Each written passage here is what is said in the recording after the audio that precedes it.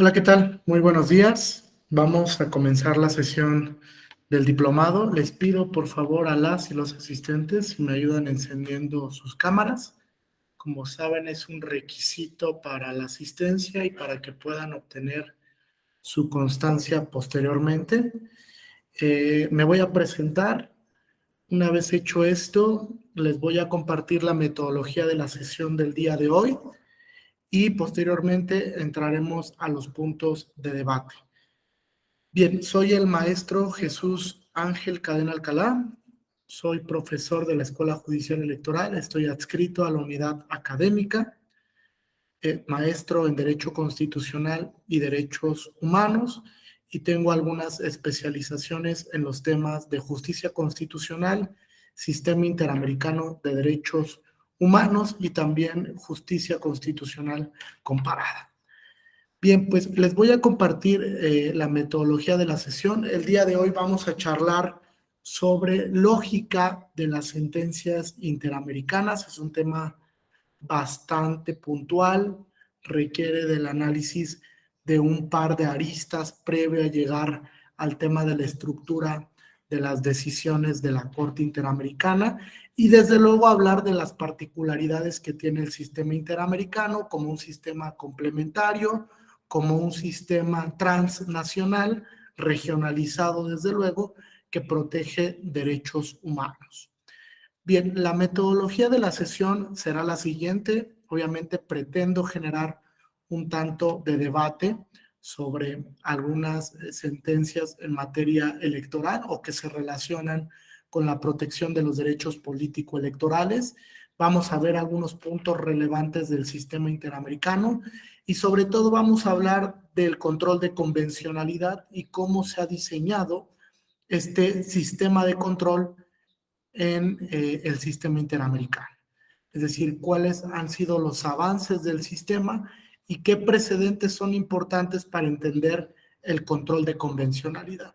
Les voy a compartir una presentación para a partir de ahí ir guiando un poco la exposición y vamos a hablar de algunos tópicos interesantes y precedentes relevantes para en la última parte hablar de dos elementos o notas distintivas que son muy importantes. Uno, el razonamiento judicial y dos, el deber de motivar, que es un derecho humano, un principio que la Corte Interamericana ha desarrollado bastante, que desde luego ha tenido algunos claroscuros y digamos que ha abonado un poco al debate sobre el cumplimiento de las garantías judiciales que tienen que visualizarse institucionalmente a partir de los precedentes interamericanos. Igual les voy a enseñar la lógica de cómo se aplica el precedente interamericano en sede nacional, porque existe una metodología que ha diseñado la Suprema Corte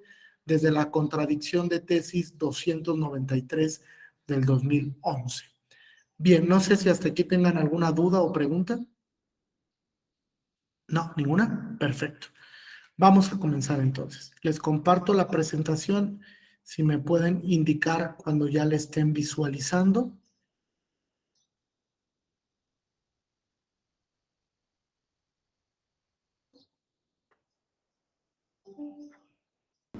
Ya se ve.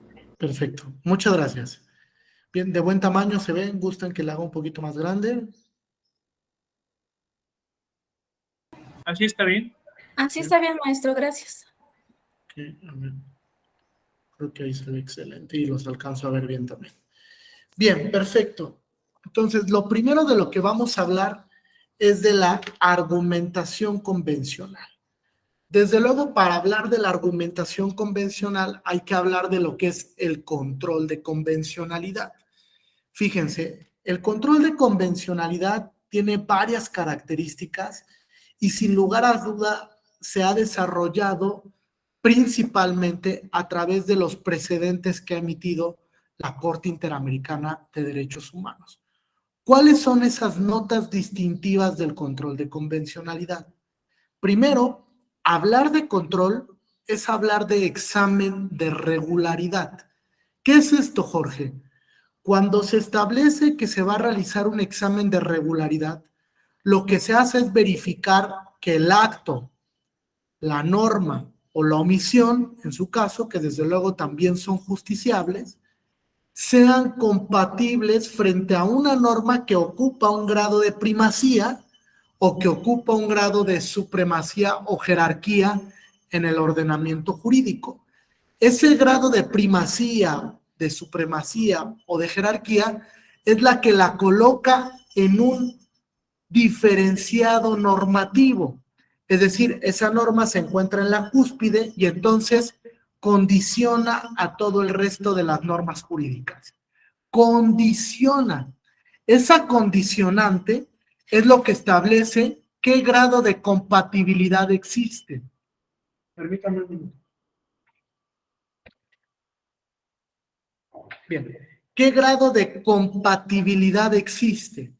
¿Es compatible el acto, la norma, la omisión frente al contenido de esta norma de primacía o no existe compatibilidad? Desde luego la compatibilidad se puede entender en dos sentidos. Cuando la norma, por ejemplo, es perfectamente compatible con esa norma superior o cuando puedo realizar un ejercicio hermenéutico, por ejemplo, a través de la interpretación conforme. Es decir, se interpreta, Elizabeth, la norma de esta manera, es compatible con esta norma de primacía. Tratándose del control de convencionalidad, la norma de primacía la ubica algo que se llama bloque de convencionalidad, también denominado por el sistema interamericano Corpus Juris Interamericano.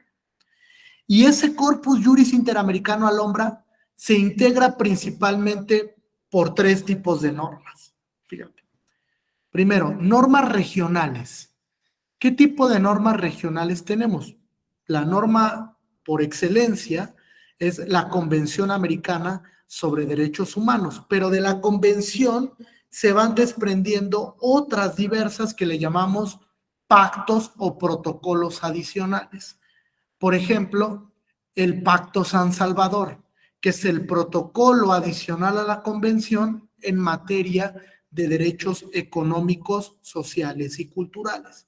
Ese pacto adicional también forma parte del Corpus Juris Interamericano, todo este cuerpo de normas que le sirven a la Corte Interamericana y desde luego también a la Comisión para hacer control de convencionalidad. Ese es el primer bloque de normas. Segundo bloque, fíjense, también la Corte Interamericana ha hecho exámenes de regularidad convencional respecto de normas que pertenecen al sistema universal. ¿Qué normas, Nancy, pertenecen al sistema universal? Por ejemplo, Pacto Internacional de Derechos Civiles y Políticos, Pacto Internacional de Derechos Económicos, Sociales y Culturales, la Convención de los Derechos del Niño, la Convención de los Derechos de las Personas con Discapacidad. Todos esos instrumentos internacionales, sí, desde luego, Carla, la Declaración Universal de los Derechos Humanos, todos esos instrumentos forman parte del sistema universal. Ese sistema universal también ha servido de fundamento normativo para que la Corte Interamericana haga o realice control de convencionalidad. Por ejemplo, en el caso Atala Rifo y otras contra Chile, ¿lo conocen este caso? ¿Lo habían escuchado alguna vez? Bueno, es uno de los leading case más emblemáticos de la Corte Interamericana respecto del interés superior del menor y el principio de igualdad y no discriminación. ¿De qué trataba este caso? Una sentencia que es emitida por la Corte Suprema chilena establece que la guarda y custodia de dos menores de edad tiene que ser en favor del padre porque la madre tenía preferencias sexuales diferentes. ¿Qué es lo que justifica, supuestamente porque hay una argumentación falaz, la Corte Suprema de Chile? Que el hecho de que las niñas tengan dos mamás les puede generar un trastorno o una condición social que las va a discriminar. Es decir, cuando las niñas vayan a la escuela, cuando las niñas convivan en otro ambiente social, pueden sufrir de cierta discriminación por tener dos mamás. Esa es la justificación, fíjense. Es la justificación que exterioriza la Corte Suprema de Chile. Obviamente que la sentencia se impugnó ante el sistema interamericano. ¿Y qué es lo que resuelve la Corte Interamericana? Uno, establece que la argumentación expuesta por la Corte Suprema chilena es totalmente falaz, porque no puede justificar la protección del interés superior generando un acto diferenciado no justificado, es decir, un acto discriminatorio.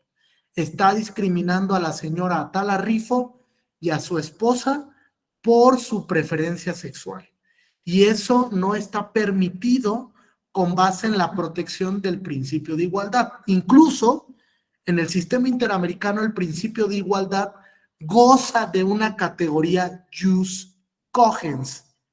Jus cogens, es decir, es una norma inderogable y es una norma que requiere de una protección especial a través de la garantía de no discriminación, que es una garantía prohibitiva, no se puede discriminar bajo ninguna circunstancia a ningún grupo, con especial énfasis en las llamadas categorías especiales o categorías de protección especial. Es decir, los migrantes, los adultos mayores, las personas con enfermedades terminales, las niñas, niños y adolescentes, las personas con preferencias sexuales diferentes, las personas en un estado de pobreza extrema, etc. Es decir, esos grupos en situación de vulnerabilidad requieren, Nancy, de una protección especial. Entonces se acude al sistema interamericano y la Corte Interamericana determina, fíjense, que la sentencia de la Corte chilena es inconvencional. Es decir, hizo un control de convencionalidad de esa resolución para determinar que la misma, Alondra, no se adaptaba al corpus juris interamericano. Recuerden la sentencia, Atala Rifo y otras contra Chile, emblemática para los que se dediquen a la materia familiar. Derivado de ello, fíjense, para realizar el ejercicio de control de convencionalidad, la Corte Interamericana se apoyó de la Convención de los Derechos del Niño. Esa convención no es regional, es una convención que pertenece al sistema universal. Y entonces lo que hizo fue jalarla para incorporarla al corpus juris y que sirviera de fundamento normativo para el ejercicio de control de convencionalidad.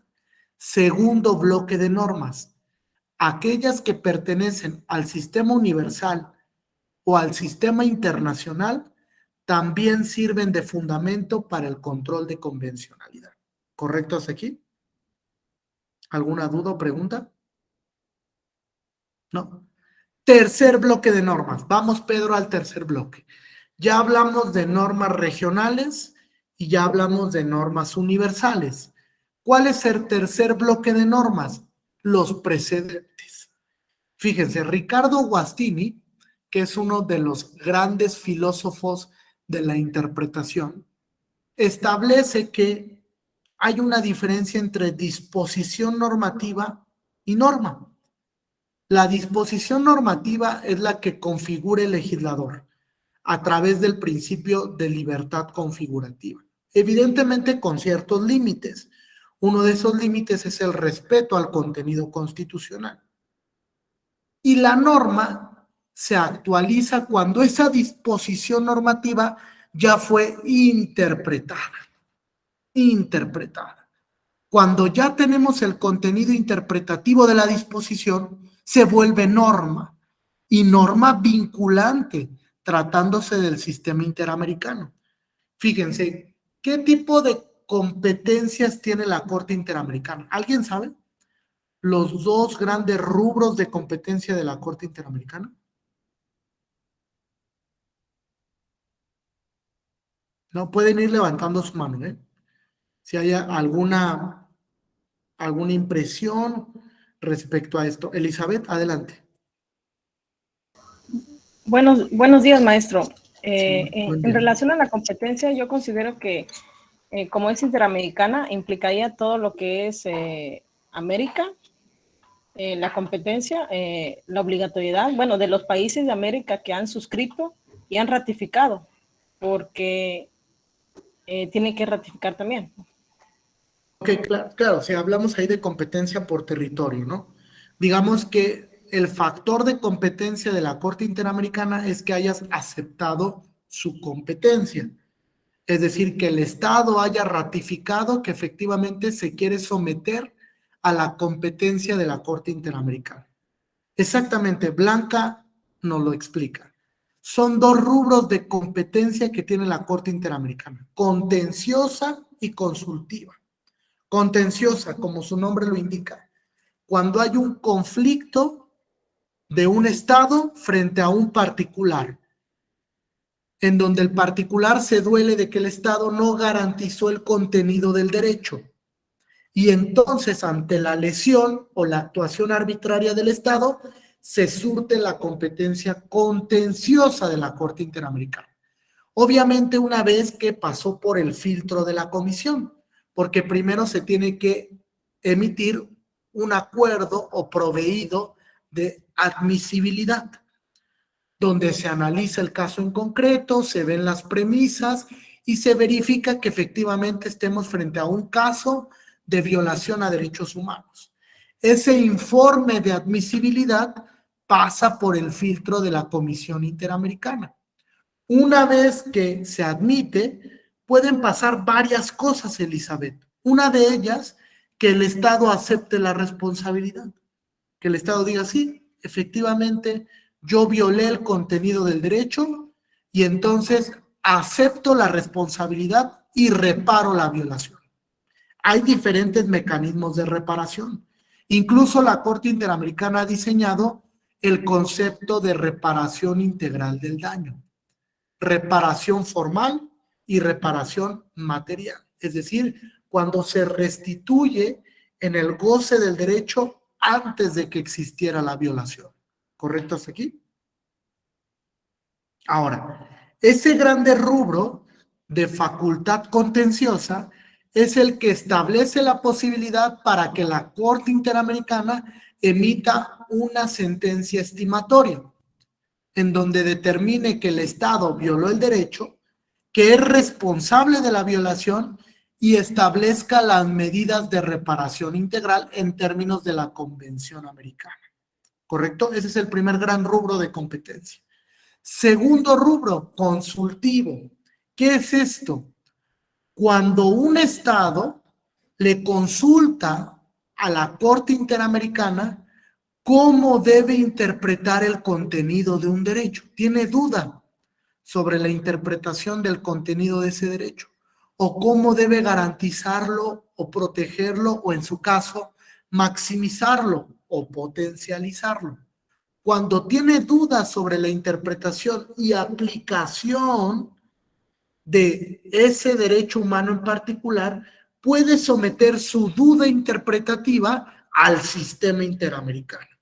Y entonces planteará una petición consultiva ante la Corte Interamericana. Esa opinión consultiva tiene efectos vinculantes, principalmente para el Estado que lo solicitó. Incluso podríamos hablar de efectos obligatorios. El Estado que solicita la opinión, una vez emitida, tiene que circunscribirse al contenido de la opinión.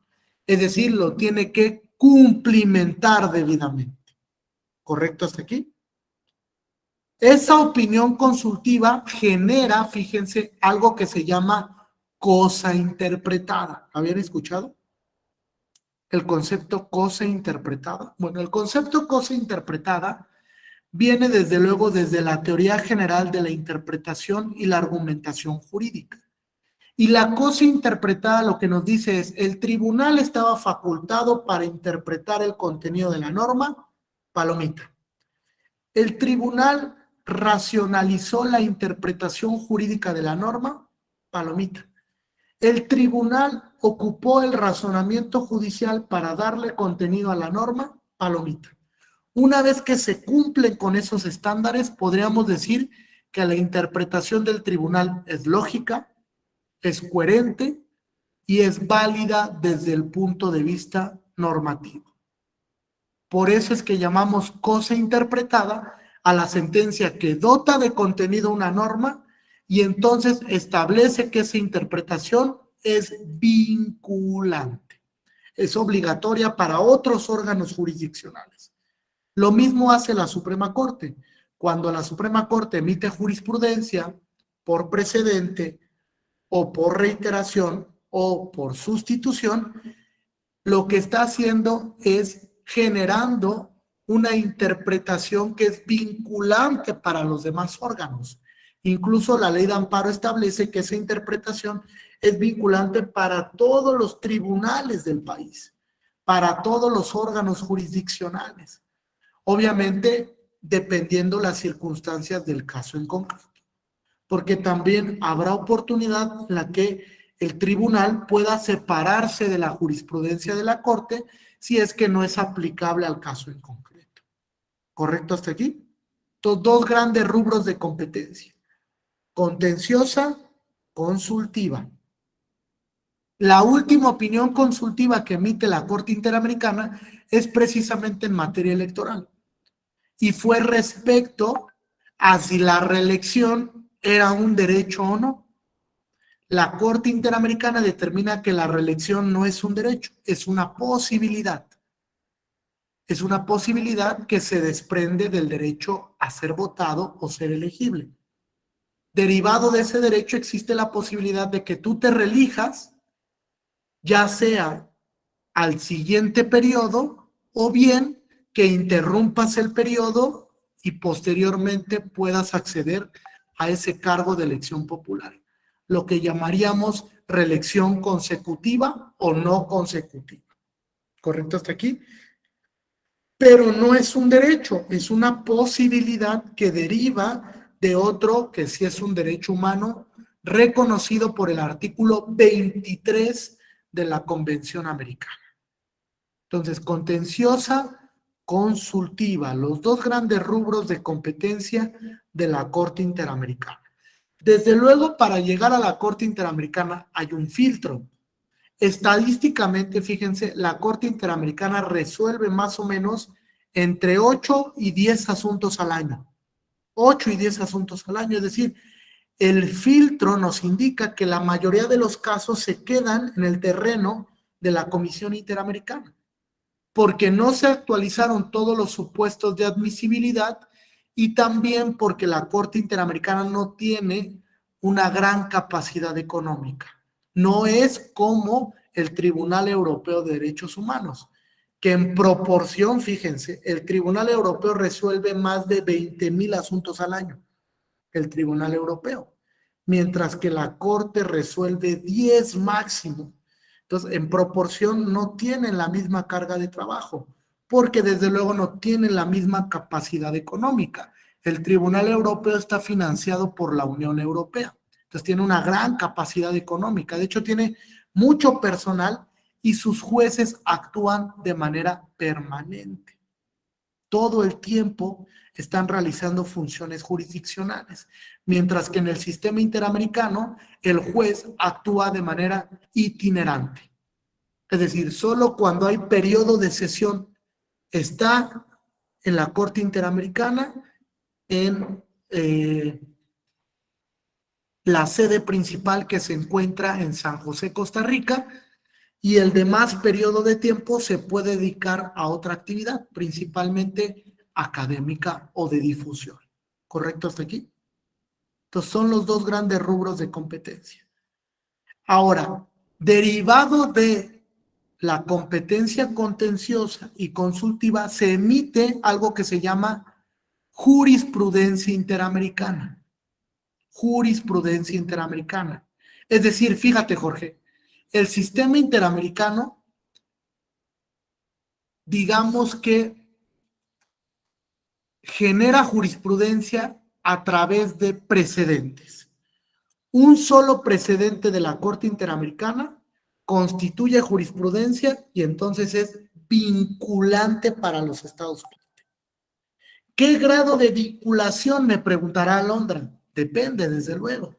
Depende de lo que haya establecido el estado conducente. Vinculación, hablando de trasladar el precedente interamericano a sede nacional, ¿correcto? En el caso de México, ¿qué grado de vinculación? Es pregunta. ¿Qué grado de vinculación tienen los precedentes interamericanos? ¿Alguien sabe? ¿Qué grado de vinculación tiene el precedente interamericano en el sistema jurídico mexicano? Obligatorio, dice Blanca. ¿Obligatorio en qué sentido, Blanca? Si no mal recuerdo, tanto las sentencias en las que haya sido parte como en las que no son de carácter vinculatorio. Es correcto.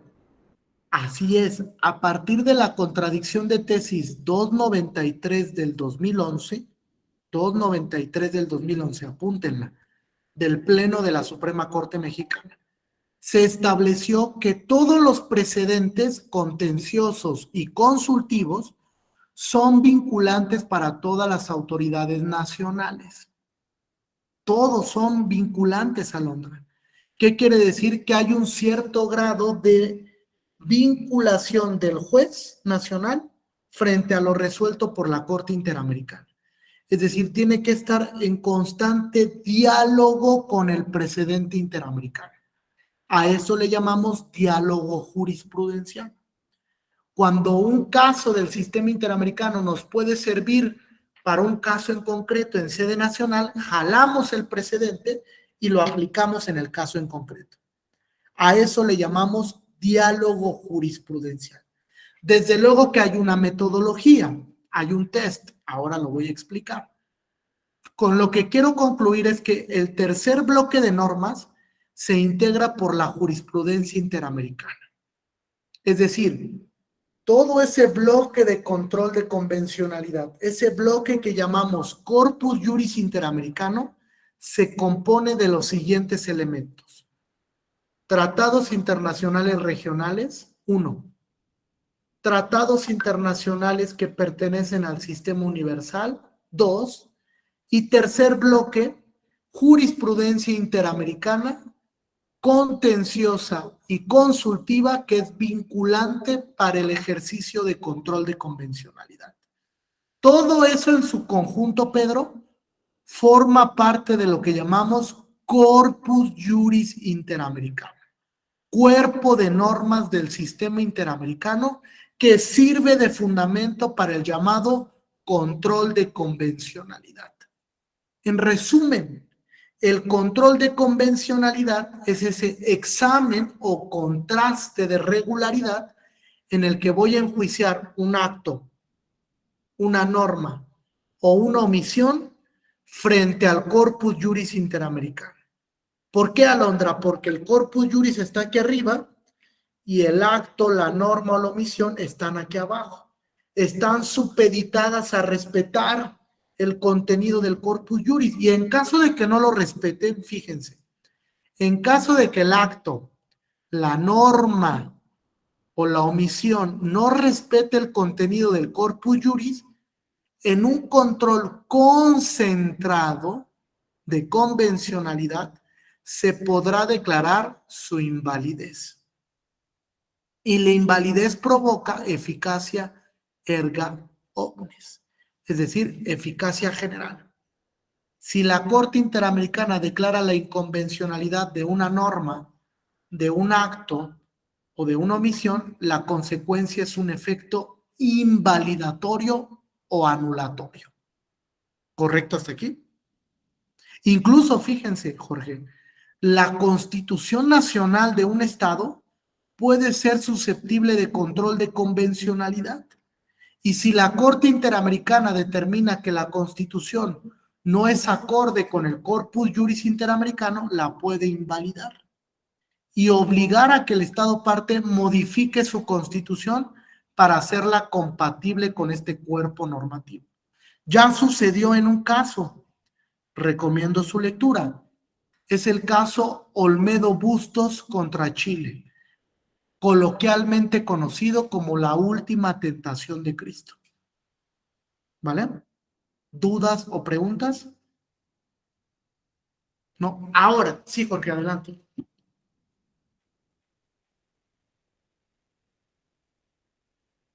Tienes apagado tu micrófono, ¿no? O no te escuchamos.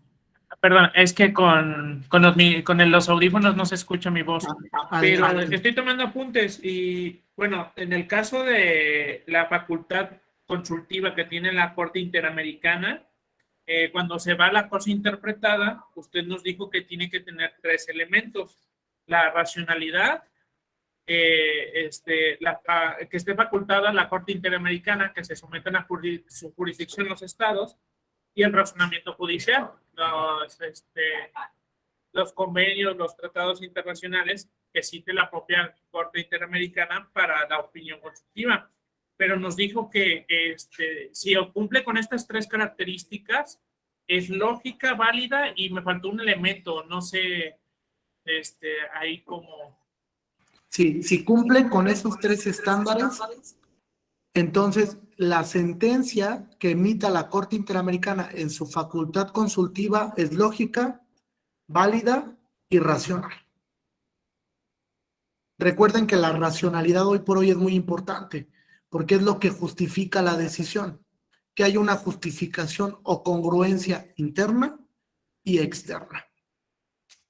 La interna, que no haya contradicción en el contenido de la sentencia, y la externa, que realmente la sentencia dé resultado a la pretensión de la parte solicitante.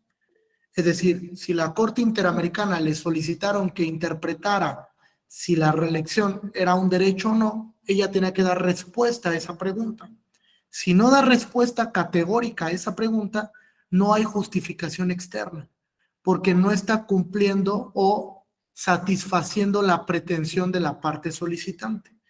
El Estado le está pidiendo: Corte Interamericana, tú dime si la reelección es un derecho o no. Esa es la pregunta esencial, hablando de pensamiento crítico. Y entonces la Corte Interamericana, con base en esa pregunta esencial, tiene que ejercer un desarrollo interpretativo y argumentativo y exponer por qué sí o por qué no la reelección es un derecho. Si cumple con ello, Jorge, entonces hay justificación interna y externa. Luego entonces hay racionalidad en la decisión. Entonces podríamos hablar que es una sentencia o una decisión judicial válida y coherente. ¿Correcto? Sí, Jorge, adelante. Bueno, he leído en resoluciones de la propia sala superior y de las salas regionales, en donde la obligación de la congruencia interna y externa ya es una obligación convencional para los jueces. Entonces, pues hay que darle importancia a eso, ¿no? La racionalidad, la lógica y la validez que deben de tener las sentencias de los tribunales, y que ya es una obligación convencional. Sí, claro, fíjate, porque casualmente la Corte Interamericana es el órgano jurisdiccional que más ha abonado el debate sobre el deber de motivar. Casualmente, fíjate, con algunos altibajos, lo voy a decir así. Hay una sentencia que es muy importante que ustedes lean en materia de deber de motivar, que es el caso, me parece que la que comenzó con esto, Olmedo Bustos contra Chile, ¿no? Ahí se empezó a hablar de lo que era el deber de motivar, qué representaba para los estados, etcétera, ¿no? Como una consecuencia lógica del cumplimiento a la garantía judicial de que la sentencia esté fundada y motivada, ¿correcto? Que incluso está dentro del catálogo de garantías judiciales. Si ustedes van al artículo 8º de la Convención, se van a encontrar que una de las garantías judiciales es el deber de motivar. Tienes que motivar su resolución.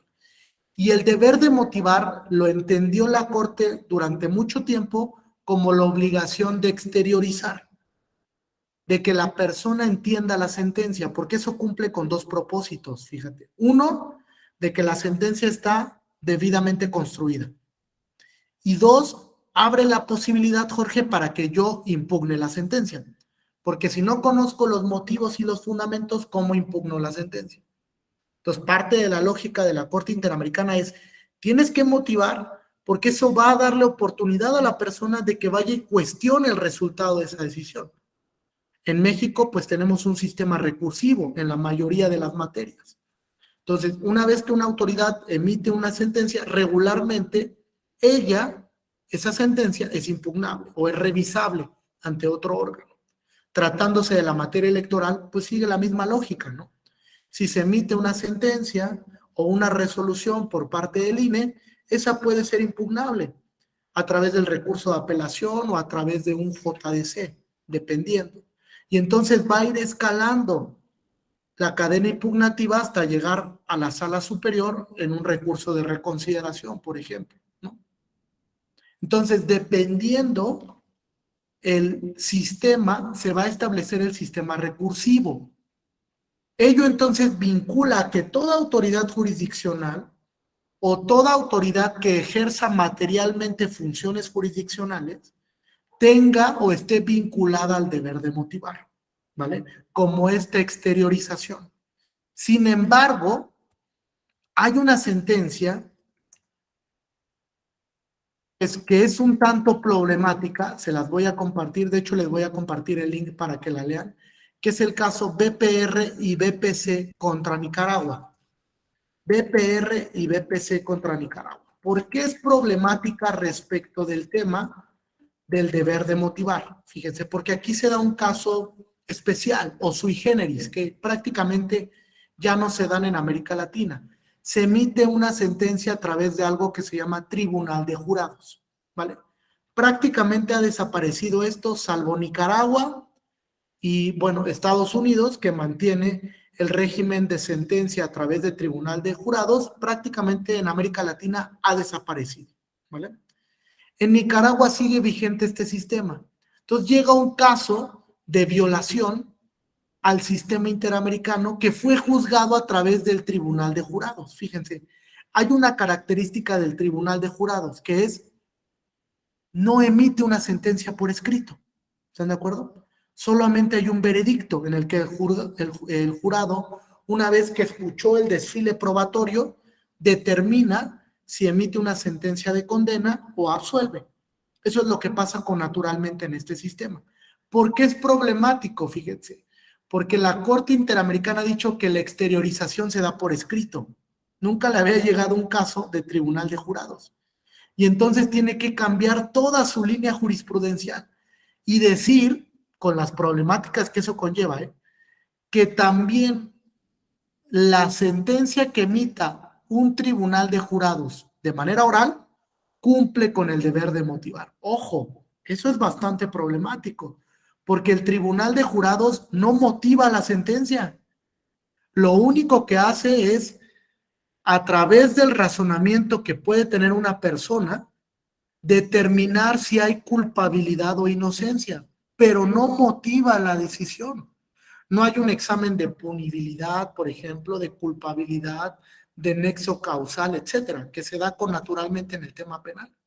Y entonces la Corte Interamericana, separándose de su jurisprudencia anterior, determina que cuando se trate de tribunales de jurados, la exteriorización se puede dar de manera oral y que con ello la sentencia está debidamente motivada y que la persona puede impugnar si es que logró comprender el resultado al que arribó el Tribunal de Jurados. Ojo, solo que en muchas ocasiones el Tribunal de Jurados no exterioriza por qué arribó ese resultado. No dice por qué, únicamente dice, bueno, pues la decisión o el veredicto al que llegamos es que fulanito de tal es culpable. ¿Están de acuerdo en que no exterioriza la motivación del resultado? No lo encontramos, no sabemos por qué llegó a ese resultado. No sabemos por qué estimó que la sentencia era culpable del delito, que la persona, perdón, era culpable del delito. Entonces, eso puso en tela de juicio el deber de motivar que había construido jurisprudencialmente la Corte Interamericana. Entonces, es muy importante esta sentencia que la vean. Caso BPR y BPC contra Nicaragua. ¿Correcto? ¿Alguna duda o pregunta hasta aquí? No, entonces, todos son vinculantes. Fíjense, esta primera parte la quiero concluir con esto. ¿Cuál es la metodología? ¿Cuál es la metodología? Voy a dejar de compartir ahora para explicarles la metodología a través de un documento en Word, donde van a alcanzar a visualizar cuáles son los pasos que se tienen que seguir para que un precedente interamericano sea aplicable en sede nacional. Ya dijimos que todos son vinculantes, nos lo dijo Blanca. La Suprema Corte, a través de la contradicción de tesis 293 del 2011, estableció que todos los precedentes interamericanos, contenciosos y consultivos, son vinculantes. Ahora, Nayeli, ¿cómo traemos a contexto un precedente interamericano para un caso en sede nacional? Esta es la fórmula. Me indican cuando estén visualizando la hojita de Word, por favor. Ya se ve, perfecto. Gracias, Jorge. Entonces, metodología. Metodología para la aplicación de precedentes interamericanos. La primera recomendación que yo les hago es lean la contradicción de tesis 293 del 2011, del Pleno de la Suprema Corte de Justicia de la Nación. ¿Vale? Es una sentencia muy emblemática porque tuvo muchas consecuencias y desde luego que es importante que ustedes la conozcan porque a partir de ahí se genera una vinculación total al precedente interamericano, total. Es decir, todos los casos que resuelva la Corte Interamericana son vinculantes en sede nacional. ¿Cuál es la metodología entonces? Primer paso. El primer paso, dice la Suprema Corte, es la visualización del precedente. ¿Qué es esto de la visualización del precedente? Lo primero que tengo que hacer es revisar que las premisas del caso interamericano,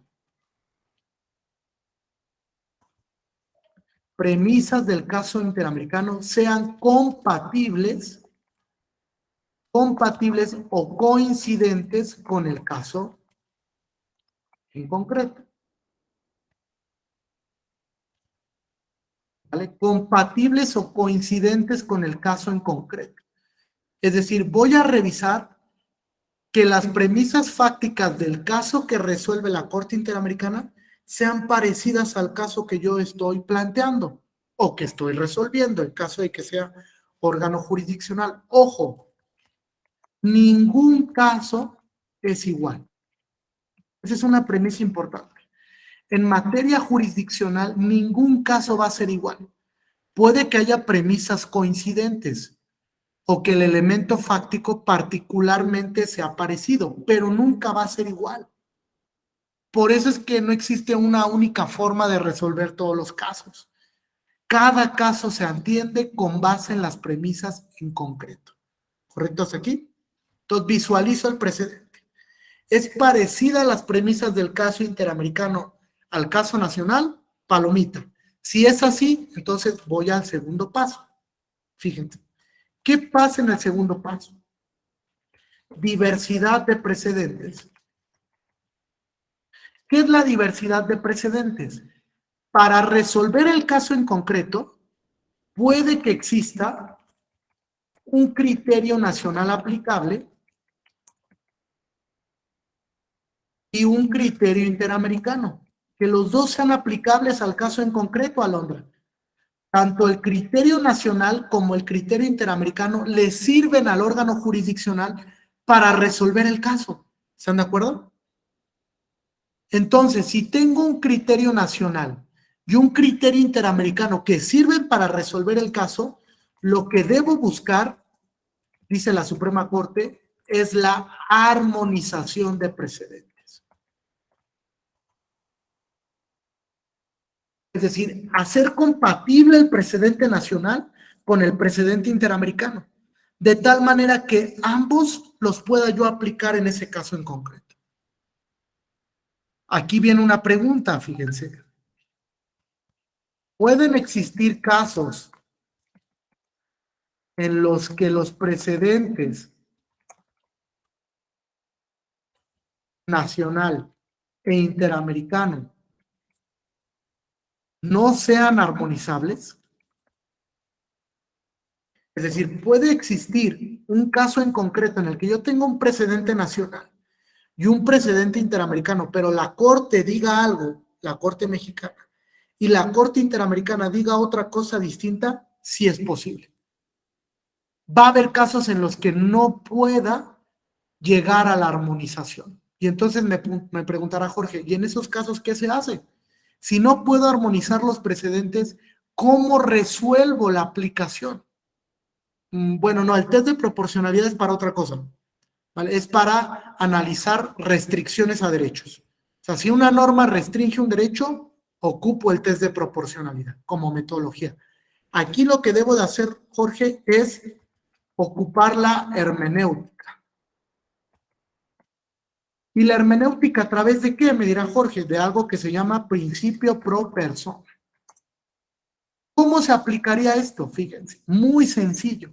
Es algo demasiado sencillo, solo que lo hemos problematizado de más. El principio pro persona, ¿qué es lo que nos indica en términos generales? ¿Quién me dice? ¿Qué indica en términos generales el principio pro persona?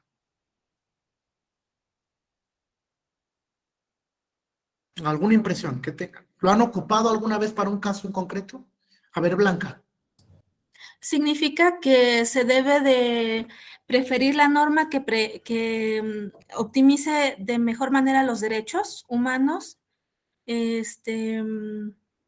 aquella que beneficie en mayor medida a la persona, perdón. Correcto, que beneficie más o que restrinja menos, ¿no? Porque también puede darse esa posibilidad. Como dice Alondra, privilegiar siempre que el derecho humano que se invoque sea el que más beneficie o que menos restrinja, ¿no? Bajo la fórmula dogmática de que los derechos no son absolutos. Admiten restricciones, desde luego. Entonces, ¿qué pasa aquí? Fíjense, fórmula bien sencilla. Si el precedente nacional beneficia más, o el precedente nacional. ¿Vale? Sencillo, fíjense. Si el precedente nacional, es decir, el precedente que emite la Suprema Corte, beneficia más que el precedente interamericano, la lógica que me dice, aplica el precedente nacional. Pero si el precedente interamericano beneficia más en el caso, entonces lo aplico. Fíjense, lo que estoy haciendo es algo que se llama criterio de selección de interpretaciones. Criterio de selección de interpretaciones. ¿Y por qué, Rodrigo? Porque ambos precedentes son vinculantes. Tienen el mismo grado de obligatoriedad, tanto el precedente nacional como el precedente interamericano. Entonces, ¿qué es lo que debo de hacer si no los puedo armonizar? Aplicar o el más benéfico o el menos restrictivo, sin importar el órgano que emitió el precedente. Eso pasa a un segundo grado. No importa si el precedente lo emitió la Suprema Corte, no importa si el precedente lo emitió la Corte Interamericana. Lo relevante es que voy a aplicar el más benéfico o el menos restrictivo a través de la selección de interpretaciones. Voy a seleccionar el precedente, ¿correcto? ¿Dudas hasta aquí? Entonces, utilizo la hermenéutica. Como tercer punto, Nayeli, una vez que ya determiné cuál es mi precedente que voy a ocupar, o si pude, los armonicé, voy a llegar al caso en concreto. Y esto es muy importante, muy relevante. Para llegar al caso en concreto, lo que nos indica la Suprema Corte es que debo dialogar con el precedente. Y utilizando la lógica, ¿qué es dialogar con el precedente? Que una vez que ubiqué el caso en concreto, que me va a servir para lo que yo estoy discutiendo frente al órgano jurisdiccional o para la emisión de la sentencia, en caso de que yo tenga que establecer ese deber de motivar, lo que debo de hacer es dialogar con ese precedente. ¿Y qué es dialogar? Fíjense, dialogar no es copiar y pegar el precedente interamericano. Eso no es dialogar, no sirve para mucho. Dialogar es argumentar a través del precedente. Es decir, ya ubiqué, por ejemplo, que me sirve para el caso en concreto el precedente interamericano Petro Úrrego contra Colombia. Petro Úrrego versus Colombia. Me sirve ese precedente porque estoy frente a una restricción, ¿vale? Frente a una restricción al ejercicio del derecho a ser votado. ¿Qué ha dicho la Sala Superior respecto a esto? Que el ejercicio del derecho a ser votado no termina una vez que te eligen, ¿están de acuerdo? Sino que implica que puedas desempeñar correctamente el cargo.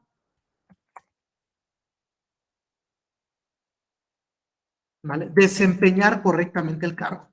Fíjense, para que te puedan separar de un cargo de elección popular, tiene que existir ¿qué? ¿Alguien sabe? Para que te puedan separar de un cargo de elección popular, tiene que existir. Sí, Jorge, adelante.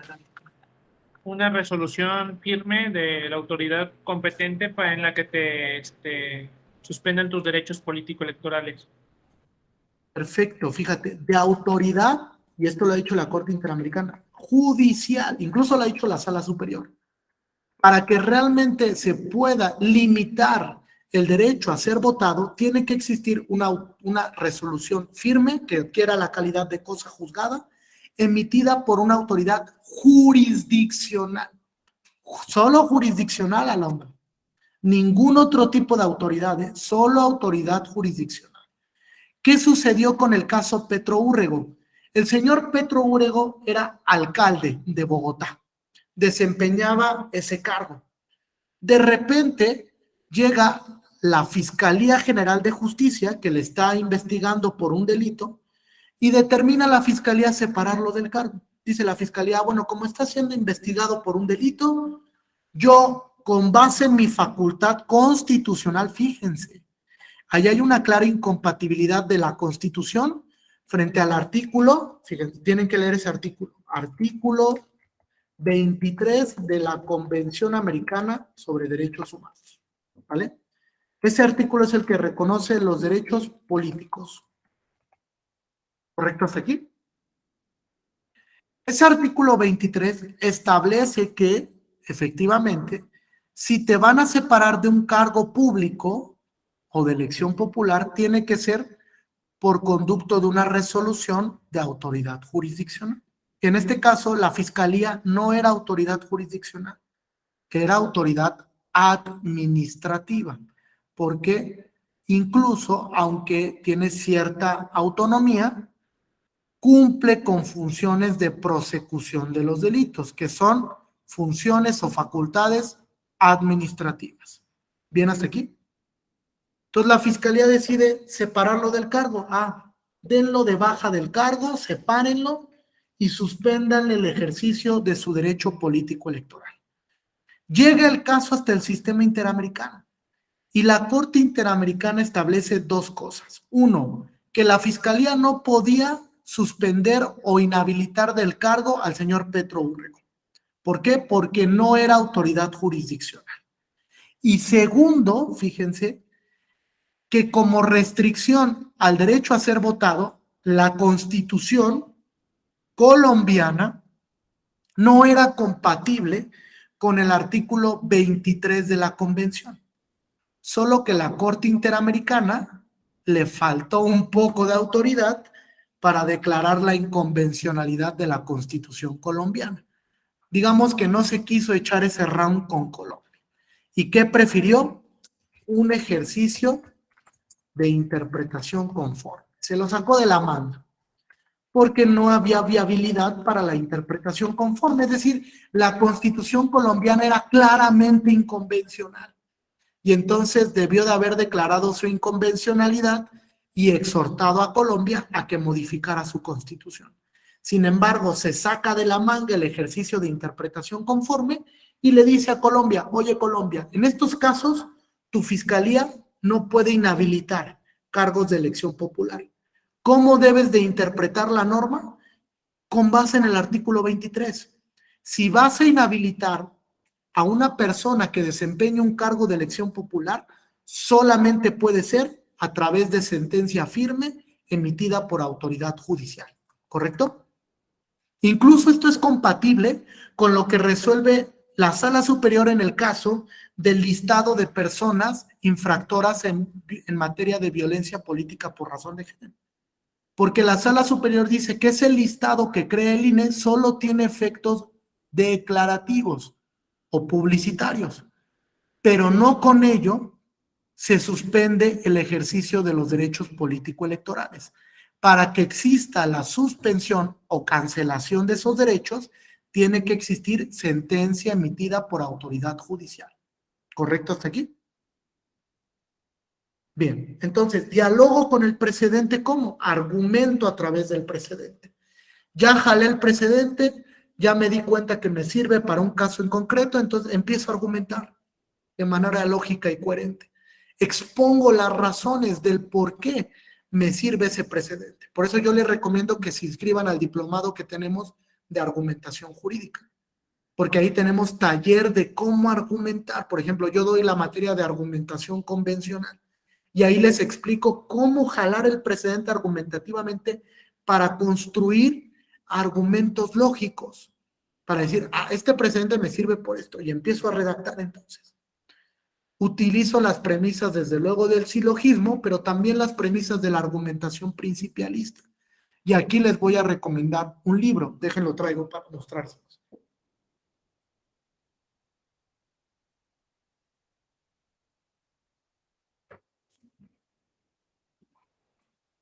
Fíjense, es una obra colectiva que lo publica la editorial Palestra. Incluso la pueden conseguir el texto a través de internet. ¿Vale? Se publica en el año 2022, en este año. Es un texto muy importante sobre argumentación, emociones y argumentar. Es una obra colectiva. Y entonces va explicando cuál es la metodología correcta para saber argumentar en un caso en concreto. Cómo es que juegan las emociones en la argumentación también, porque hay un cierto grado de subjetividad. ¿Vale? El editor del texto es Cristian Santibáñez y se llama Emociones, Argumentación y Argumentos, de editorial Palestra. Es una editorial peruana. ¿Vale? ¿Correcto hasta aquí? ¿Hay alguna duda o pregunta? ¿No? Bien, entonces esta es la metodología para, de manera lógica, para que de manera lógica ustedes dialoguen con los precedentes interamericanos, reiterando el consejo de la lectura de esta contradicción de tesis de la Suprema Corte. Hasta aquí, con mucho gusto, les voy a compartir mi correo y les comparto todo el material de apoyo. ¿Sí? Bien, hasta aquí. Ahora, una vez que vimos esto, vamos a hablar del desarrollo del control de convencionalidad. ¿Cuál ha sido su desarrollo para finalizar con la estructura lógica de la sentencia interamericana? ¿Cómo es que la Corte Interamericana estructura sus sentencias? Bien, hay, digamos, 4 precedentes que son emblemáticos para esto llamado control de convencionalidad.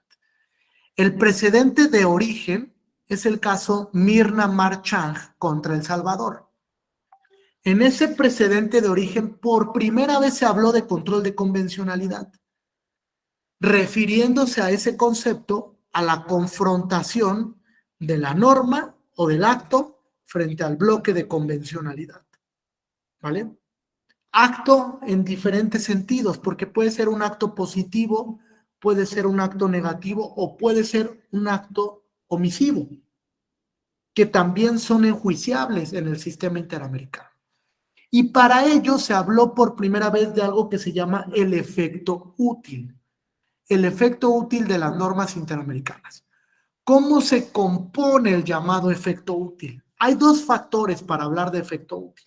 Uno, que una vez que un Estado suscribe un tratado internacional, se obliga a su cumplimiento. El principio pacta sunt servanda, ¿correcto? suscribo el tratado, me obligo al cumplimiento. Y segundo, uno que es, digamos, más ejemplificativo, Jorge, que incluso tiene otros matices. Si yo suscribo un tratado internacional, me obligo a adaptar mi sistema normativo al tratado y no que el tratado se adapte al sistema. Eso tiene varias complicaciones, porque quiere decir que el legislador debe de adaptar todo el sistema de normas interno a lo que disponga ese tratado internacional, porque si no habrá una inobservancia o un incumplimiento. Y en caso de que se llegue al sistema interamericano, se podrá declarar la inconvencionalidad de esa norma en un control concentrado, ¿vale? Entonces, por primera vez se habló ahí del efecto útil. Después tenemos el caso Almonacid Arellano contra Chile. Ese caso Almonacid Arellano es emblemático porque fue la primera ocasión que formalmente la Corte Interamericana habló de control de convencionalidad. En el caso Mirna Marchag no lo hizo en el contenido de la sentencia, sino en el voto particular del entonces juez interamericano, don Sergio García Ramírez, ¿vale? En un voto particular. Sin embargo, en Almonacid Arellano, ya en la sentencia, tal cual, en el contenido de la resolución, se habla de control de convencionalidad. Y se dice, todas las normas son susceptibles de control de convencionalidad. Todas, incluyendo la Constitución Nacional de un Estado. Todas son susceptibles de control. Y segundo, esa tarea principalmente es para los poderes judiciales. ¿Vale? Por primera vez se dice, el control de convencionalidad es una obligación que de inicio, de entrada, tienen los poderes judiciales de los estados. ¿Vale? Fíjate, aquí hay una nota distintiva, Jorge. Los poderes de los estados que hayan suscrito y ratificado la convención, con independencia de que hayan aceptado o no la competencia contenciosa de la Corte Interamericana. No importa si no aceptaste la competencia contenciosa. Si ya ratificaste el contenido de la Convención Americana, estás vinculado al control de convencionalidad. Es una nota distintiva bastante relevante, porque vincula al control a través del contenido de la Convención. ¿Bien hasta aquí? ¿Sí? Perfecto. Ahora, además de ello, debemos establecer que hay otro caso emblemático, trabajadores cesados del Congreso contra Perú. ¿Qué nota distintiva tienen? Por primera vez, en este caso, trabajadores cesados del Congreso, se habló del llamado control oficioso. Oficioso, es decir, que de oficio, sin que ninguna de las partes lo haya solicitado, la Corte Interamericana tiene que realizar el examen de regularidad de oficio, sin que nadie lo haya solicitado. Es un deber, una obligación de la Corte Interamericana velar porque no se vulnere el contenido de la convención. De oficio, ¿correcto? Y en esta sentencia, por primera vez se habló del llamado bloque de convencionalidad. Bloque de convencionalidad, ¿vale? ¿Y qué representa el bloque de convencionalidad, Nayeli? ¿Qué representa? ¿Qué creen que representa? El llamado bloque de convencionalidad. Pues no es otra cosa, fíjense, no es otra cosa que el denominado Corpus Juris Interamericano. Ese bloque de convencionalidad es el cuerpo normativo que nos sirve de fundamento para el ejercicio del control de convencionalidad. A partir de ese bloque se van a controlar las normas, los actos y las omisiones, ¿correcto? Por eso es que es muy importante esta sentencia para la consolidación del concepto bloque. Ahora, última resolución, la que yo he llamado la resolución cúspide o la resolución revitalizante del control de convencionalidad. Incluso en el blog Axis de la Escuela Judicial tengo un texto publicado que se llama Control de Convencionalidad Texturizado. Les recomiendo su lectura, desde luego. Ahí explico cuál ha sido el avance del control de convencionalidad y hasta dónde hemos llegado actualmente con el control. ¿Vale? Caso Hellman contra Uruguay, Abraham. Este caso Hellman contra Uruguay es la revitalización del control porque fíjate, establece que todas las autoridades deben de realizar control. Ya no solo las judiciales, como se dijo en Almonacid Arellano. Todas las autoridades administrativas, judiciales, legislativas, todas tienen que realizar control. Desde luego, en el ámbito de sus diferentes competencias y atribuciones. No es lo mismo el control que ejerce un juez al control que ejerce una autoridad administrativa, que lo hace vía interpretación conforme y principio pro persona, ¿vale? Ahora, se estableció que todas las interpretaciones de la Corte Interamericana forman parte del bloque, todas, tanto contenciosas como consultivas, y que esas interpretaciones gozan de un carácter complementario. Otra vez viene el concepto complementariedad. Una vez que agoté todos los mecanismos internos, viene el sistema interamericano como un sistema complementario para resolver aquellas cuestiones donde se violaron derechos humanos. Por eso es que es un sistema complementario al nacional. Viene a nutrirlo, viene a vaciar, a subsanar todos los vacíos que existen de la violación a derechos humanos. La complementariedad implica que una vez que se emite una sentencia por la Corte Interamericana, se debe de cumplir en sus términos. Lo ha dicho la Suprema Corte Mexicana en el varios 1396 del 2015. Les recomiendo su lectura. Inés Fernández y otras contra México. Ahí la Suprema Corte reiteró que las sentencias de la Corte Interamericana se cumplen en sus términos, no son susceptibles de interpretación. Lo que dijo la Corte Interamericana, Jorge, es cosa interpretada. Ya no se puede modificar. Y únicamente lo que debe hacer México es recoger la sentencia y si me condenaron, cumplo con la sentencia e informo del cumplimiento a la Corte Interamericana. Ahora, el cumplimiento es relativo, ¿vale? Porque no existe per se un sistema coercitivo de cumplimiento del sistema interamericano. Es decir, las sentencias se cumplen de buena fe. Se le vincula al Estado para que cumpla de buena fe la sentencia, porque ya aceptó la competencia contenciosa de la Corte. Eso ha tenido mucha problemática, porque incluso ha generado que algunos estados opten por salirse del sistema interamericano antes de cumplir la sentencia. Ahora lo que se mide es el impacto democrático de la sentencia. ¿Qué impacto generó esa sentencia en América Latina? ¿Cómo es que modificó un ordenamiento? ¿Qué impacto tuvo para un estado parte? ¿Cómo se reflejó el cumplimiento de la sentencia? Etcétera. El impacto hoy por hoy es más importante que el cumplimiento total de una resolución. ¿Vale? Adelante, Jorge.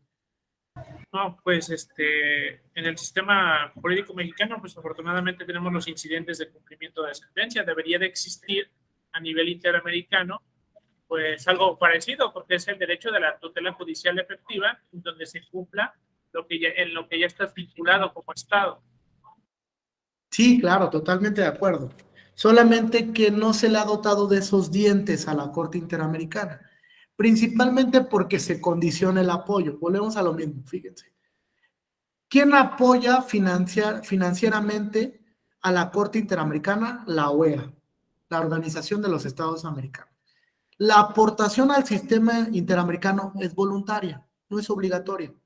Estado mexicano, ¿tú quieres apoyar? Pues tú di con cuánto puedes apoyar al sistema interamericano. ¿Qué cantidad de dinero vas a aportar para que funcione el sistema interamericano, comisión y corte? ¿Vale? Es voluntario, no es como en el sistema europeo, donde la Unión Europea es la que le dota presupuestalmente de dinero al Tribunal Europeo de Derechos Humanos. Por eso es que funciona de otra manera.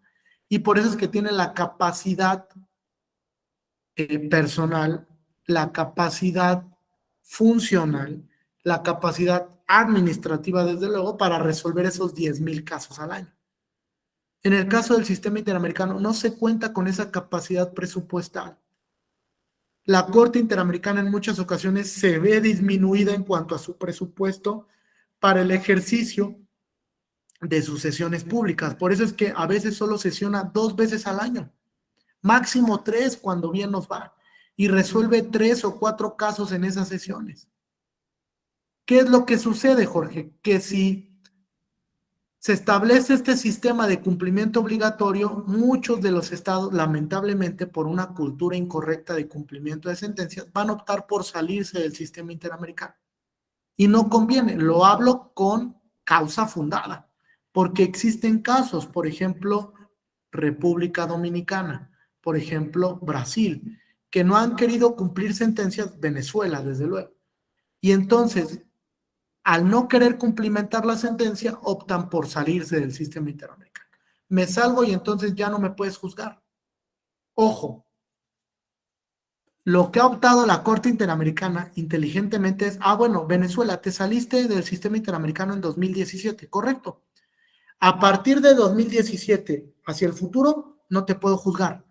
Pero los casos de los hechos que hayan sucedido antes del 2017, donde sí estaba vigente mi competencia, sí te puedo condenar. Y por eso es que hoy por hoy siguen condenando a Venezuela, a pesar de que ya no forma parte del sistema interamericano. ¿Sí? ¿Dudas o preguntas hasta aquí? Respecto al avance del control de convencionalidad, ¿alguna duda o comentario? ¿No? Excelente. Entonces, ¿qué implica el control de convencionalidad? Es un ejercicio interpretativo, desde luego, para verificar la compatibilidad de normas y actos emitidos en sede doméstica, es decir, emitidos por autoridades nacionales, que tiene 3 eventuales facetas. Lo primero, interpretación conforme, es decir, donde puedo salvar la constitucionalidad de una norma a través de un ejercicio interpretativo mutativo. Segundo, la inaplicación a través del llamado control difuso. Si una norma no es compatible con un tratado y se está ejerciendo el control a través de un caso en concreto, se inaplica la norma, únicamente inaplicación, ¿correcto? Es decir, la norma sigue vigente en el ordenamiento, solo que no se va a aplicar en ese caso en concreto. Es una de las características del control difuso. O bien, tercero, la posibilidad de invalidez. La Corte Interamericana, por ejemplo, en control concentrado, puede invalidar una norma si es que no es compatible con el bloque de convencionalidad o con el corpus juris interamericano. Bien, hasta aquí. ¿Alguna duda o pregunta? ¿No? Excelente. Seguimos avanzando entonces. ¿Cómo se ejerce? Fíjense, las particularidades de lo que he llamado descontrol de convencionalidad, porque ahora es un mundo de competencias y atribuciones para ejercer el control. Primero, de origen lo ejerce la Corte Interamericana, porque es el tribunal del cual emanó los ejercicios de control de convencionalidad y lo ejerce de manera concentrada, es decir, es un control duro o un control concentrado. Tribunal especializado que puede invalidar la norma. Pero también se ejerce de manera difusa. ¿Cómo? Todos los estados parte, a través de sus autoridades, deben ejercer control de convencionalidad de manera difusa, vinculado con un especial énfasis a las autoridades jurisdiccionales. Eso no quiere decir que el resto de autoridades estén fuera del control, no, sino que hay un especial énfasis frente a la autoridad jurisdiccional, pero también la autoridad administrativa o legislativa debe de realizar control de convencionalidad. Ahora, en el caso del sistema jurídico mexicano, tenemos una particularidad. También la Suprema Corte ejerce control de convencionalidad concentrado, porque a partir de la reforma del 2011, los instrumentos internacionales son constitución. Esto sí lo sabían, ¿correcto? Son constitución, es decir, entraron en un proceso de constitucionalización, se constitucionalizaron, porque la idea del poder reformador de la Constitución es que esos instrumentos internacionales adquirieran la calidad de constitución, es decir, gozan de jerarquía o primacía constitucional. Entonces, la Suprema Corte, por ejemplo, a través del control a través de la acción de inconstitucionalidad, puede ejercer control de convencionalidad concentrado. ¿Bien hasta aquí? Ahora, de manera difusa, el resto de los jueces federales y de las entidades federativas ejercen control difuso. de convencionalidad, cuando contrastan una norma frente a un tratado internacional. Es control difuso, porque únicamente por excelencia, de manera concentrada, lo realizan la Corte Interamericana y la Suprema Corte Mexicana. Entonces, todo el resto de autoridades jurisdiccionales realizan control difuso, ya sea de constitucionalidad o de convencionalidad. ¿Alguna duda o pregunta hasta aquí? ¿No? ¿Ninguna? ¿Seguras? ¿Seguros? Ok. Vamos a la última parte entonces. ¿Cuál es la lógica de las sentencias interamericanas? Fíjense, tienen varias particularidades importantes la lógica de las sentencias interamericanas. Tiene varias particularidades. Fíjense, aquí hay 4 casos que son importantes, que les recomiendo su lectura y que son emblemáticos para la justicia electoral. 1, Castañeda Guzmán, caso de candidaturas independientes. 2, el Subreg 88 del 2020 sobre la eliminación de la figura de la diputación migrante. 3, el Subreg 91 del 2020, donde se hizo un control de convencionalidad para establecer que existía fundamento convencional para que el INE creara el listado de personas infractoras en materia de BPG, violencia política por razón de género. Y el fundamento fue la Convención Belén do Pará, que establece precisamente que todas las mujeres deben de vivir en un entorno libre de cualquier tipo de violencia. Eso incluye la violencia política.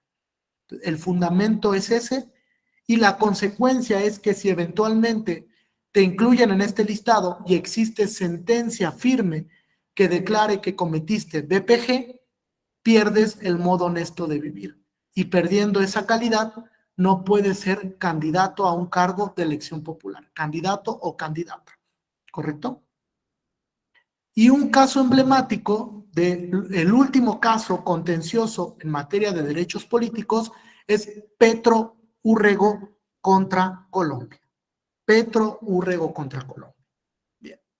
Ahora, les voy a explicar, antes de compartirles la sentencia para que la veamos, cuál es el transitar de un caso hasta que llega a la Corte Interamericana, de un caso contencioso.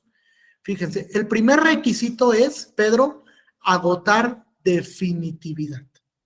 Agoto todos los recursos internos. Hay una excepción al principio de definitividad. ¿Cuál es? Que no exista el recurso interno, pues si no existe, no lo debo de agotar.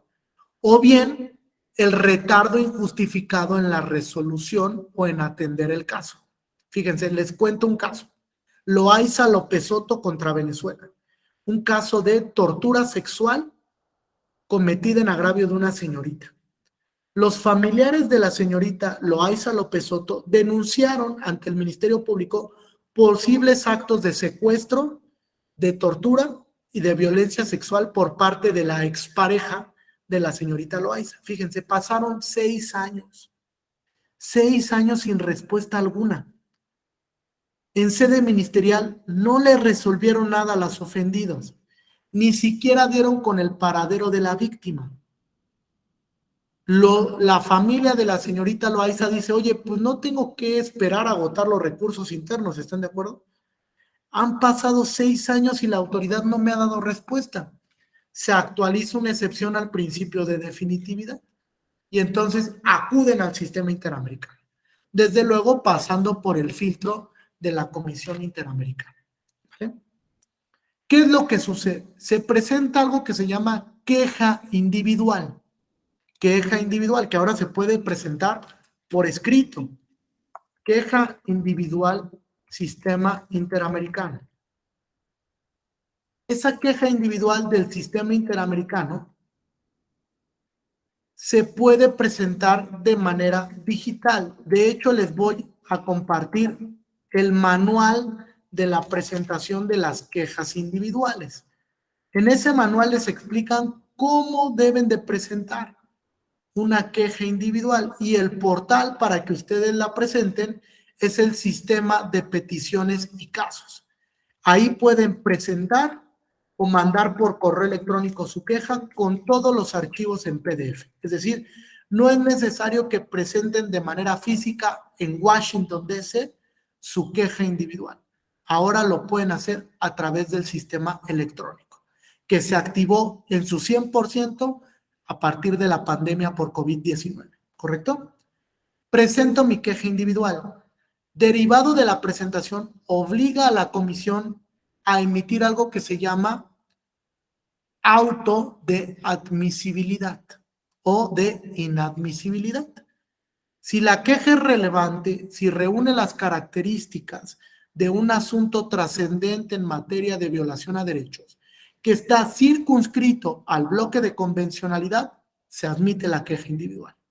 Si la queja no lo reúne, porque faltó algunos requisitos, porque no se acreditó la violación a derechos o porque no cumplí con el principio de definitividad, entonces se emite un acuerdo de inadmisibilidad, que es lo mismo que un desechamiento, ¿vale? Solamente que ese desechamiento no es recurrible. Si me inadmiten el recurso, ya no voy a poder ir a cuestionar esa inadmisión, ¿sí? Una vez que se admite, entonces se le da vista al Estado parte, para que el Estado parte determine si acepta o no la responsabilidad internacional.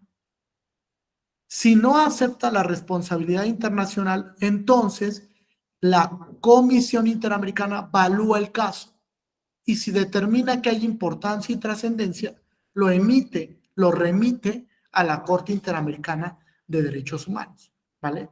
Con el informe que se llama de fondo. Informe de fondo. Ese informe de fondo, ¿qué contiene? Si hay alguna causal de inadmisibilidad o de improcedencia, que ahí le llamamos excepción preliminar. Si el Estado es responsable por la violación al derecho y la medida reparatoria que se solicita, ¿vale? ¿Qué medida reparatoria estoy solicitando? Una vez que llega el caso al sistema interamericano, la Corte Interamericana, hay un proceso para determinar si hay responsabilidad internacional o no la hay, ¿vale? Lo primero es que se convoca a una primer audiencia de excepciones preliminares. Audiencia de excepción preliminar. Es decir, ¿hay alguna causa por la que la Corte Interamericana no tenga que conocer de ese caso? Estado, hazla valer. Defensor interamericano, hazlo valer, ¿vale? Hay un listado de defensores interamericanos. De hecho, cada año se emite una convocatoria para ser defensor interamericano autorizado por el sistema, ¿vale? Hay que hacer un examen, pasar una entrevista, etc., ¿vale? Y a esos defensores interamericanos les paga la OEA, la Organización de Estados Interamericanos, porque son expertos en el sistema y son los que pueden comparecer a defender a un particular. ¿Bien hasta aquí? Entonces, excepción preliminar. Si se establece que no hay ninguna causa formal por la que no se pueda conocer del asunto, pasamos al tema de admisión y desahogo de pruebas. Aquí se van a admitir las pruebas del Estado y de la parte afectada y se van a desahogar si hay testigos, si hay peritos, etc. ¿Vale? Como en un juicio oral. Se van a desahogar esas pruebas. Van a estar presentes por el principio de inmediatez los jueces interamericanos y una vez que se desahoguen las pruebas dan oportunidad de unos alegatos de cierre y se pasa a estado de resolución. ¿Vale? A estado de resolución. ¿Qué contiene entonces las sentencias de la Corte Interamericana? Principalmente se dividen regularmente en 8 apartados. 8 apartados, ¿vale? El primer apartado es el de la introducción a la controversia, que es una especie de resumen del caso en concreto. Introducción del caso en concreto. ¿De qué trata? ¿Qué es lo que se va a dilucidar? ¿Cuáles son los derechos que presuntamente están siendo afectados? ¿Vale? Digamos que es un abstract del caso en concreto. Una vez que se introdujeron al caso, viene la procedencia ante la Corte, donde la Corte acredita su competencia, establece cuál es el procedimiento que se siguió para llegar y posteriormente analiza las causales de inadmisibilidad, las excepciones preliminares que hicieron valer o que hizo valer el Estado parte, ¿vale? La excepción que por excelencia se hace valer es la de falta de agotamiento de recursos internos. Es decir, no agotó los recursos internos del particular y viene al sistema interamericano y no se actualiza ninguna excepción. Entonces no tienes que conocer del fondo, ¿vale? Entonces la excepción preliminar es para analizar si hay un impedimento formal para llegar al fondo, ¿vale? Tercero. Cuarto elemento, prueba. Vamos a analizar todas las pruebas que están relacionadas, documental, testimonial, pericial, inspeccional. Todas las pruebas que se hayan admitido y desahogado, las tengo que relacionar. Posteriormente viene el apartado de hechos relevantes. ¿Cuáles son los hechos relevantes para el caso? ¿Qué antecedentes hay? ¿Quién es la víctima? ¿Por qué se establece que hay una violación a derechos? ¿Cuál es la sanción que se estableció en el caso en concreto? ¿Cuáles son los antecedentes que se desahogaron en sede nacional? Es decir, ¿qué procedimiento llevó la víctima en sede nacional antes de llegar a la Corte Interamericana? Todo eso se analiza en los antecedentes relevantes, ¿vale? Después de los antecedentes relevantes viene la parte sustantiva, el fondo. En el fondo, ¿qué se analiza? La violación a los derechos y se exponen los argumentos lógicos formales del por qué se estima que en ese caso el Estado vulneró los derechos. Por apartado. Si se dan cuenta, la Corte Interamericana siempre divide sus sentencias en párrafos y en apartados, porque eso permite una mayor visibilización, ¿vale? Va a ser más sencillo que yo logre ubicar el apartado de la violación al derecho porque incluso están titulados. Siempre van a encontrar que se titula por apartado la violación. Integridad personal, vida, salud, recurrir el fallo, acceso a la justicia, tutela judicial, etc. Siempre va a encontrar ese apartado con un título por la violación a cada derecho. En el fondo se analiza, desde luego, cuáles son las violaciones a los derechos humanos tutelados por el Corpus Juris Interamericano. Desde luego se analizan los alegatos de la comisión, los alegatos de las partes y luego viene el desarrollo interpretativo. ¿Qué es lo que se va a interpretar? ¿Qué derecho humano está relacionado en el caso en concreto? ¿Cuál es la aplicación con base en el principio de complementariedad? Y desde luego, ¿cuál es la conclusión? ¿Se violó o no se violó el derecho? ¿Correcto hasta aquí? ¿Alguna duda o pregunta? No. Una vez que se analizó el fondo, entonces viene el tema de las reparaciones. ¿Cómo es que se va a establecer la medida restitutiva, la medida de satisfacción o la garantía de no repetición? ¿Qué debe de contener? Si voy a optar por la garantía de no repetición, hay que especificar en qué consiste. También existe algo que se llama indemnizaciones compensatorias, que pueden ser materiales o inmateriales. Materiales, dinero. Es decir, repara el daño a través de una cantidad de dinero. Inmateriales, por ejemplo, una muy común que se da en el caso Inés Fernández y otras contra México, es que el Estado le tenga que pedir disculpas a las víctimas en un acto público.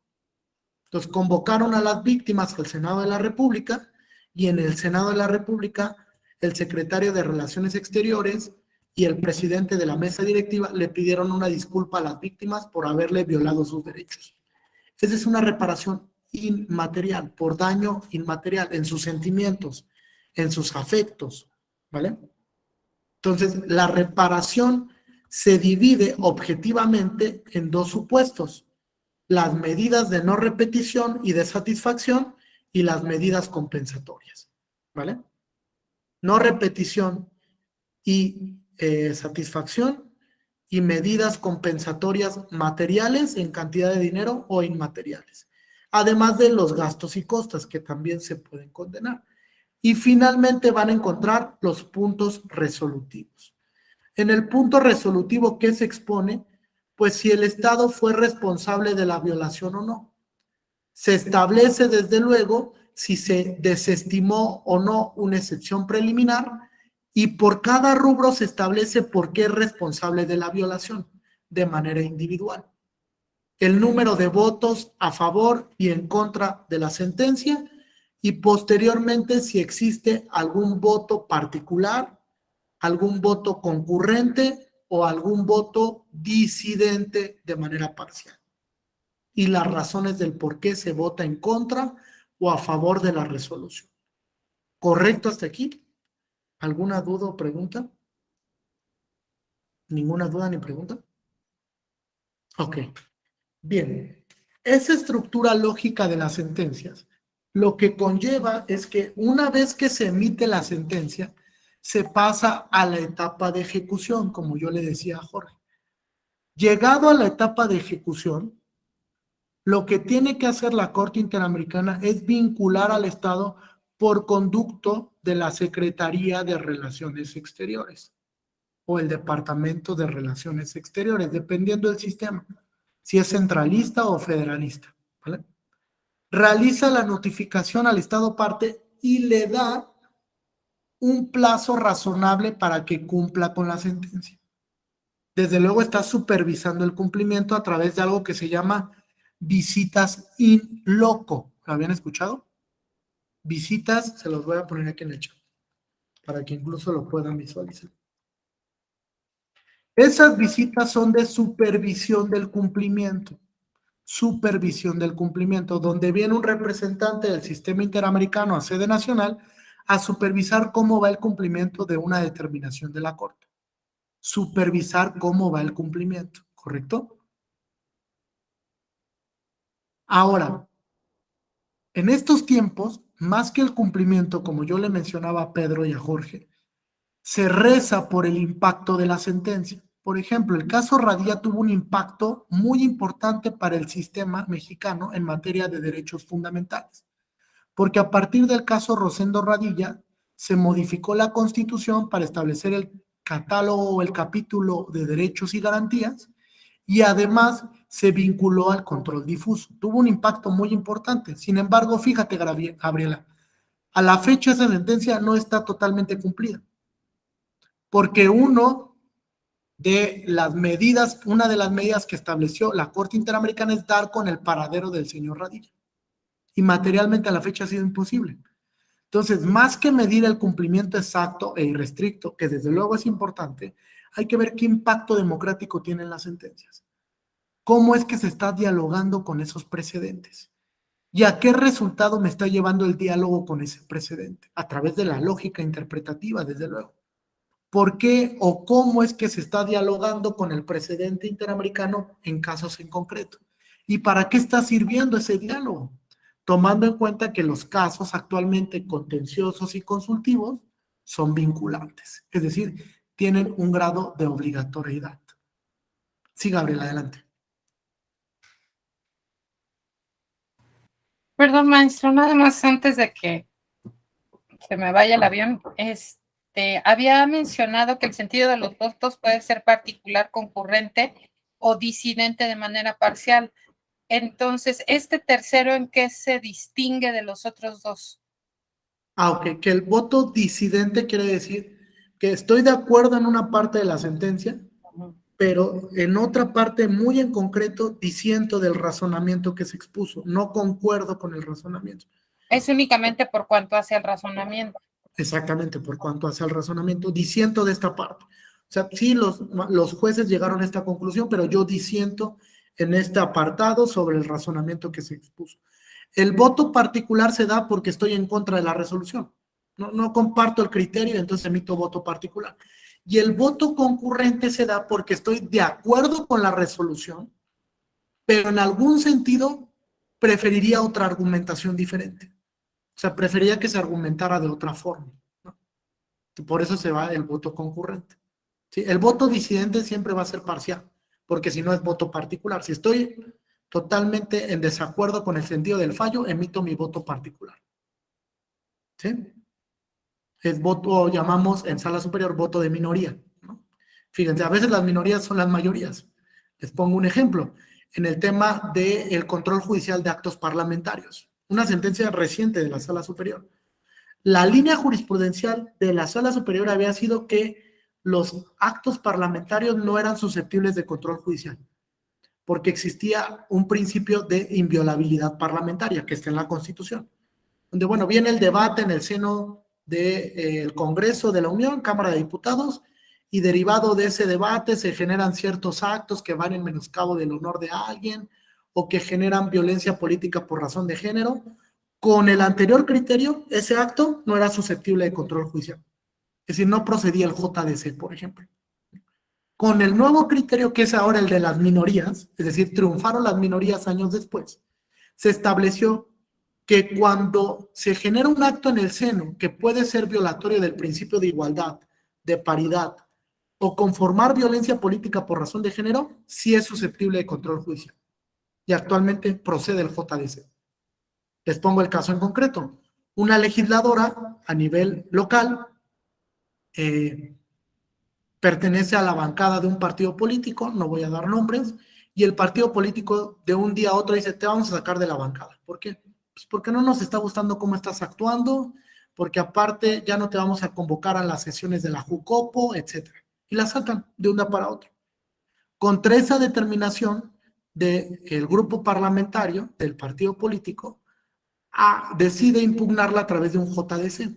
Lo connatural que es, la sala regional determina, una vez que se fue al JDC a nivel local, luego fue al JDC federal, la sala regional dice improcedente el JDC. ¿Por qué? Principio de inviolabilidad parlamentaria. Es un acto que yo no puedo revisar judicialmente. Se recurre a través del recurso de reconsideración y lo conoce la sala superior. Y la sala superior replantea el tema de la procedencia. Dice, efectivamente, este acto, porque constituye violencia política por razón de género, sí es susceptible de revisión judicial. A pesar de que existe el principio de inviolabilidad parlamentaria, ojo, no es absoluto. Y como el principio de inviolabilidad parlamentaria no es absoluto y entra en conflicto con el principio de prohibición de violencia contra la mujer, en el caso violencia política, analizan el fondo y conceden la protección. Y obligan a la bancada del partido político a reintegrarla en sus funciones y convocarla a todas las sesiones para que pueda tener voz y voto. Fíjense, se reformuló. El criterio de las minorías que antes decía sí es procedente el JDC, ahora se vuelven las mayorías y cambia el criterio en la sala superior. Eso, fíjense, es argumentación lógica. Quiere decir que va a haber momentos en los que los precedentes de los tribunales cambien por la propia dinámica del derecho, porque el derecho se dinamiza de un momento a otro y puede que bajo otras circunstancias se establezca un precedente diverso y no está mal. Es propio de la naturaleza de los tribunales cambiar de precedentes a través de otros casos, porque ningún caso es igual. ¿Correcto hasta aquí? ¿Hay alguna duda o pregunta? Sí, Gabriela. Maestro, disculpe, ¿tendrá el número de JDC? Sí, claro, se los comparto.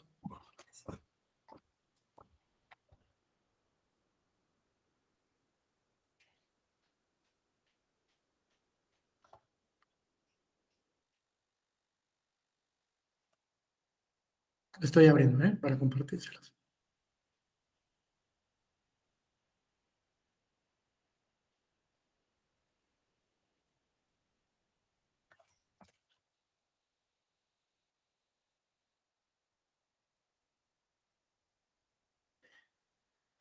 Este fue uno de los precedentes de juicio electoral, sub-JE, 281 del 2021. Ahí lo copié en el chat. Y hay otro que es el sub-REC, recurso de reconsideración, que emanó de un JDC, 296 del 2021. Y fíjense, eso deriva de un amparo de la Suprema Corte, que a lo mejor lo tienen que leer, que es el amparo en revisión 27 del 2021. Ahí la Corte cambia de criterio y eso repercute también en lo que resuelve la Sala Superior, de que los actos de los parlamentos sí son susceptibles de control judicial, solamente que hay que analizar el caso en concreto. ¿Vale? De ahí toma el precedente la Sala Superior para cambiar de criterio. ¿Vale? ¿Alguna otra duda o preguntas aquí? ¿No? ¿Ninguna? ¿Segura? ¿Seguros? Ok, bueno, pues si no hay más dudas, muchas gracias por la atención. Sí, Blanca, adelante. Maestro, me quedó una duda con respecto al control que ejerce que ejerce el Tribunal Electoral, cuando estaba explicando el control concentrado y difuso. Ujú, El Tribunal Electoral ejerce un control difuso ujú. de constitucionalidad de convencionalidad, y a su vez realiza un control concreto. Sí, es control difuso y concreto, no concentrado. O sea, no es lo mismo concentrado que concreto. Es difuso porque es a través de casos en concreto. Entonces, es en concreto y la consecuencia de que la norma, por ejemplo, sea incompatible con el bloque de constitucionalidad es la inaplicación. En el Tribunal Electoral del Poder Judicial solo podemos llegar a inaplicar, ¿vale? Porque es propio de las características del control difuso. Muchas gracias. Sí, es un control difuso en concreto. Y ahí hay un ejemplo, el caso Han Ronk, se lo recomiendo, que es cuando se habló por primera vez de control de convencionalidad, y uno ya más reciente, fíjense, se los voy a compartir, que bueno, hay muchos precedentes, pero en la unidad académica coordinamos el diplomado de control de constitucionalidad y convencionalidad. Entonces, su servidor hace todo el material de apoyo del diplomado y también del diplomado que es autoejecutable, también se lo recomiendo. Entonces, respecto a este tema, hay un par de sentencias que son importantes. Si me escriben incluso un correo electrónico, también les puedo compartir este material de apoyo, que tenemos un cuadro de precedentes, ¿no? De control difuso de sentencias que son importantes. Les voy a dictar 3 que son importantes. Uno es Sub JDC 132 del 2010. 132 del 2010, los voy copiando aquí en el chat. Otro más,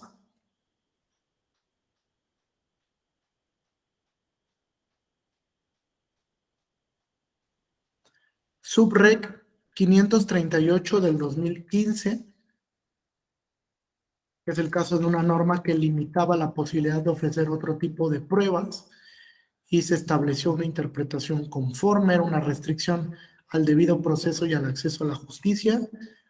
Sub JDC 214 del 2018, que es un tema de la convencionalidad de los tiempos de radio y televisión, de la prohibición para adquirir tiempos.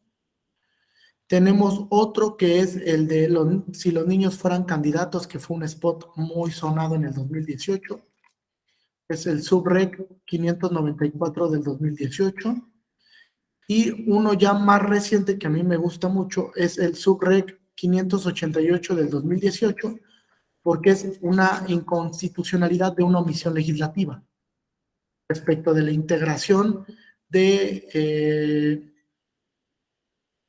los, en este caso fue, aquí lo debo de tener, sí, fíjense, omisión del legislador democrático que vulneró el derecho a la participación y representación política de los pueblos originarios para representarlos en las regidurías, en el ayuntamiento. No había representación de pueblos originarios, había una omisión legislativa frente a la Constitución General, entonces hizo un control de constitucionalidad por omisión legislativa. ¿Vale? También es un ejemplo muy interesante de cómo se enjuician las omisiones legislativas a través de control de constitucionalidad. ¿Correcto hasta aquí? ¿Alguna duda o pregunta? ¿No? ¿Ninguna? ¿Segura? ¿Seguros? Ok, bueno, les dejé mi correo institucional. Si alguien requiere de un apoyo adicional de alguna sentencia o el material de apoyo de la sesión, con mucho gusto se los puedo compartir, o algún texto que les pueda servir para el tema de control de convencionalidad. Hay bastantes textos, hay unos muy interesantes, entonces con mucho gusto quedo a sus órdenes por correo electrónico para aclarar alguna duda o compartir el material. Muchas gracias a todas y a todos por la atención. Que tengan una excelente tarde. Gracias, maestro. Igualmente. Gracias al apoyo técnico también de Tecnologías Educativas.